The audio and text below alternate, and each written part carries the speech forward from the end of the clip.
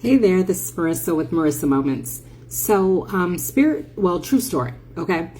Spirit brought back into my awareness, right? Something that I do, I have a habit of doing. I trigger people unintentionally, right? Sometimes I do it intentionally, I'm not even gonna lie, but most of the time I do it unintentionally. So, one story that Spirit reminded me of is whenever people find out I have 4 children, and the fact that they are all daughters, right? Of course, that subsequent question always comes in, are you going to try for the boy? And my response is, no, actually, I can't. I had to have an emergency hysterectomy immediately after I had my twins because I hemorrhaged 8 liters of blood. So that's what they had to do to save my life. So no more kids here.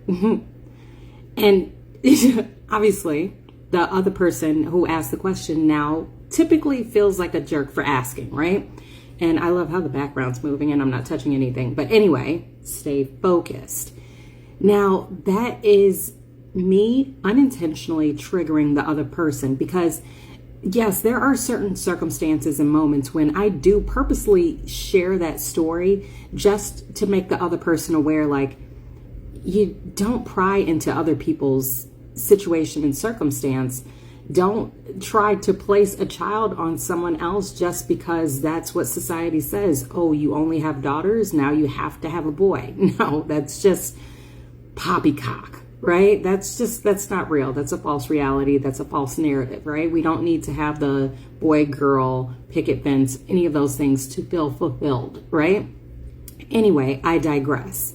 The bottom line is this: what Spirit was telling me by reminding me of those instances is that our truth triggers, your truth triggers. The thing of it is that I wasn't making up a story. I wasn't going over the top in anything that I shared. I didn't bring in any false details or even any real details by sharing that.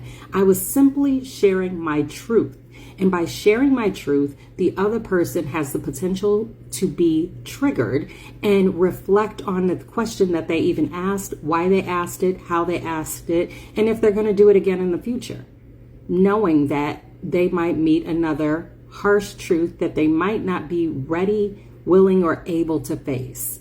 So reflect on your conversations. If you share your truth and people they just shut down, they don't speak another word, it's not necessarily because how dare you share that. It's because it might have been too much for them to handle. And now they need to go reflect on maybe if they were a proverbial jerk.